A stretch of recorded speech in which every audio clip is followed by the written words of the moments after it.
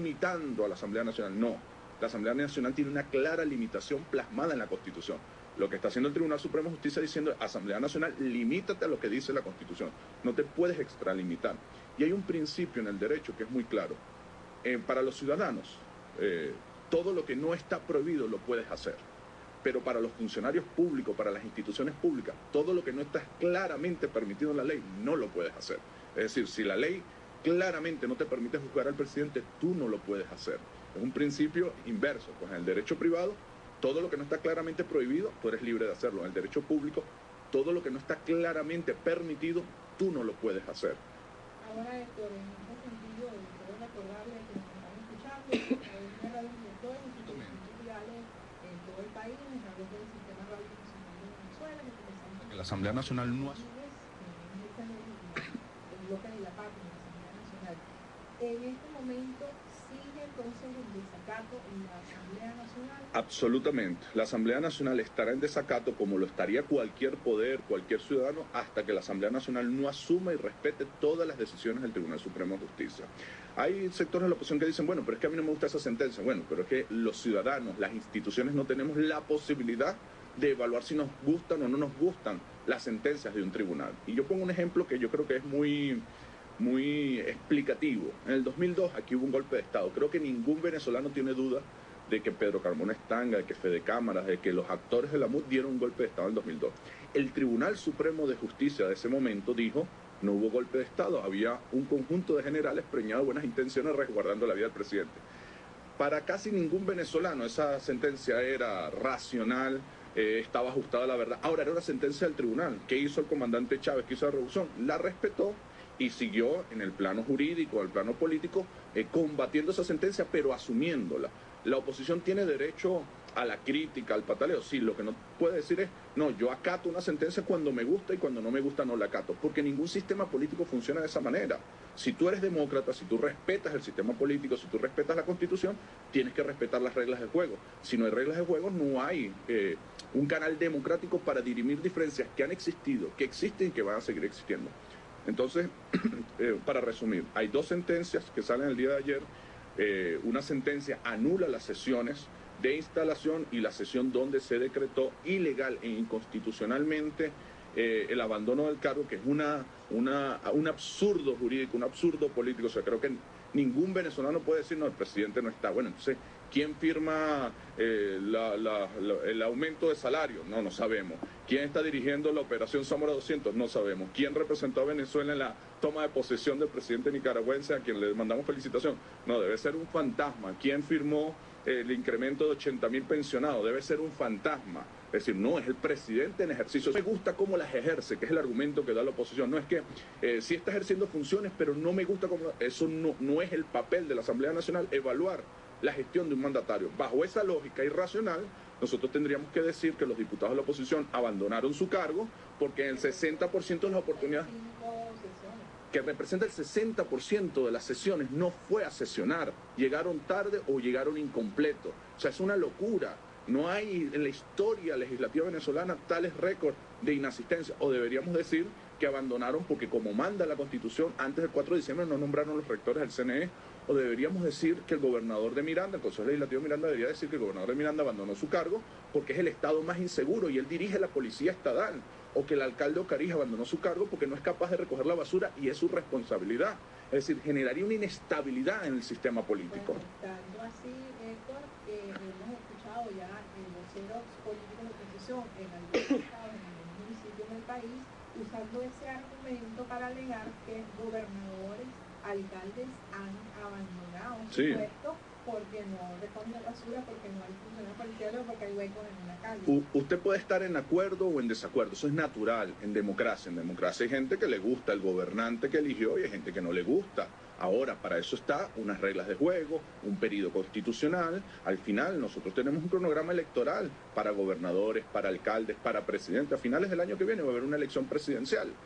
Lo que tú no puedes es tratar de voltear la Constitución, de generar interpretaciones.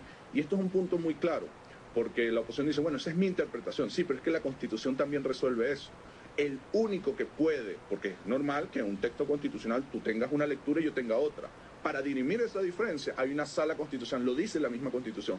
El único que puede analizar, evaluar, valorar, interpretar la Constitución es la sala constitucional. Es decir, claramente no es la Asamblea Nacional quien puede interpretar la Constitución. Si ellos tienen alguna duda, dice, de si el abandono del cargo pudiera interpretarse como ellos lo plantean, ellos tienen que ir a la sala constitucional y consultarlo. Mire, nosotros opinamos esto, ¿qué opina usted? Y acatarlo. Si tú lo desacatas, simplemente te estás declarando en rebeldía contra el sistema político, si te estás declarando en desacato, estás intentando dar un golpe de Estado y eso, bueno, tiene unas consecuencias jurídicas, políticas. Entonces, la primera sentencia del Tribunal Supremo de Justicia el día de ayer anula esas dos sesiones, le dice la Junta Directiva anterior tiene que sanear la Asamblea Nacional, tiene que aplicar la sentencia del Tribunal Supremo de Justicia y entrar en legalidad, entrar en acatamiento de la Constitución para válidamente nombrar una nueva directiva. Eso es lo primero que tienes que hacer.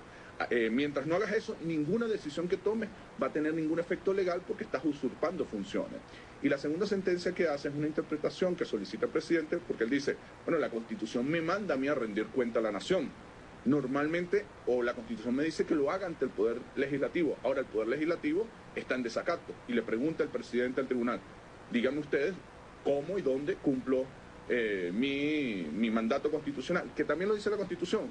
La Sala Constitucional tiene que garantizar que cuando haya algún incumplimiento de la Constitución, ellos tienen que decir la forma y el modo para que eso se resuelva. Así que el presidente está actuando ajustado a la Constitución.